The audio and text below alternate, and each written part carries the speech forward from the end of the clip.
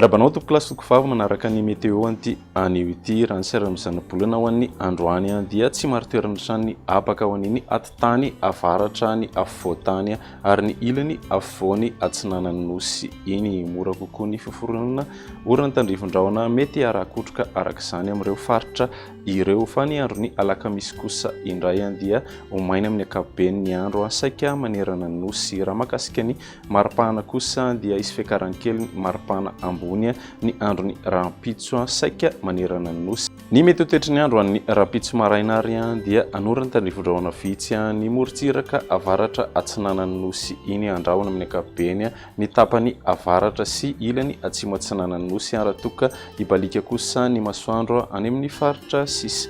Ny tolakandro kosa indray dia anorana tandrivon-drahona mety arakotroka ny faritra Sofia, Bongolava, Itasy ny ilany atsinana ny afovoantany ary ny ilany afovoany atsinana ny nosy iny. Raha ny ambiny kosa indray dia andrahona vitsy na hibalika ny masoandro. Ny maripana ho an'ny andro ny rahampitso manodidina ny 10 hatramin'ny 30 degré ny afovoantany, 20 hatramin'ny 30 ny ilany atsinanana raha toka 30 hatramin'ny 20 kosa ny ilany andrefana manodidina ny 30 degré ny maripana ambony ao amin'ny atitany avaratra andrefany nosy iny. Raha ny andro ny alarobia kosa indray dia anorana tandrivon-drahona hatrany ny morontsiraka avaratra andrefany nosy iny ny voamaraina andrahona moa amin'ny ankapobeny ny tapany avaratra sy ny ilany atsinanany nosy iny. Fa ny tolakandro kosa indray dia anorana tandrivon-drahona mety arakotroka ny atitany avaratra andrefana sy ny afovoantany. Ny ambiny moa dia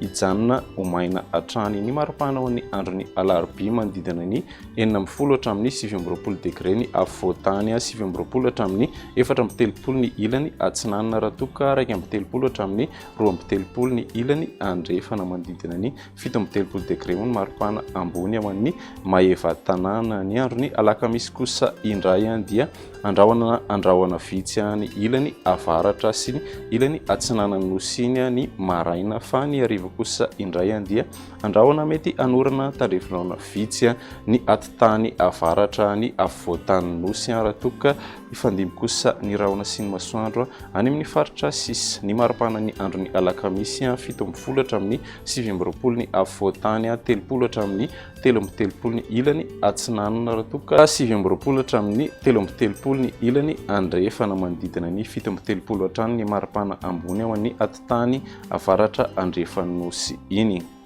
Zay ny météo anty anio ity manome fotoananao ho an'ny rahampitso indray. Veloma tompoko.